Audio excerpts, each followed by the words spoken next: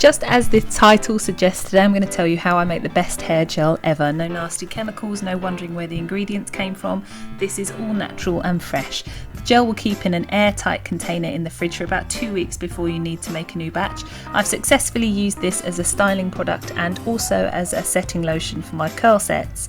You need about 500 millilitres of water and 1/3 of a cup of flax seeds, which in the UK are golden linseeds. You can find them in the home baking aisle of any supermarket. Put the seeds in water, stir it around to make sure no seeds stick, and then pop the lid on and bring it to a boil.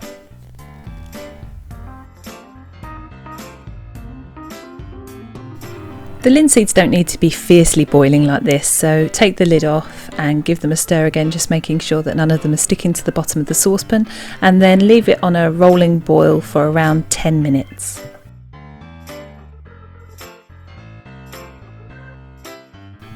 You'll know your gel is done when the liquid changes its viscosity and becomes almost gluey in texture.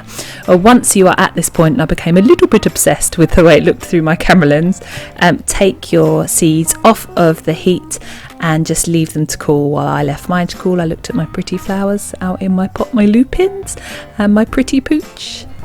Isn't she so adorable? And look, some kind of filter just kind of happened with the sunshine. She's so pretty.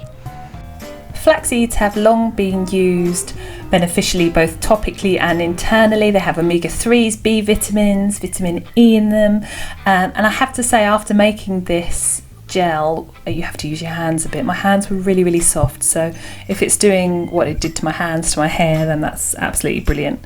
So we now are faced with the slight predicament that you cannot wear your hair with that stuff in it because you would look like you have nits, so you have to strain the gel away from the seeds, and to do that today I'm going to be using some ankle highs, or what my mother would call pop socks. You can also use cheesecloth, or if you only have a sieve, then you can push the seeds and the gel, you can separate them through a sieve, but that takes quite a long time and isn't quite as efficient as doing it through either a pop sock or a cheesecloth. I filled up my ankle high, and then you have to kind of just literally squeeze the gel away from the seeds into a clear bowl. You can see it oozing out. It's like making slime. My kids really loved it. They thought it was slime. They wanted to play with it. It looks a bit obnoxious. There's no denying. It's a bit gross. But like I said, your hands get really smooth, so just kind of steel yourself away from the grossness, squeeze it all out, and you'll be left with the most nourishing, beautiful, glossy gel ever. You definitely need to store in an airtight container in the fridge. Some people find the smell a bit funky, so maybe a couple of drops of lavender oil might be good, but I think it's absolutely fine as is. 100% you've got to let me know if you try this out in the comments section down below.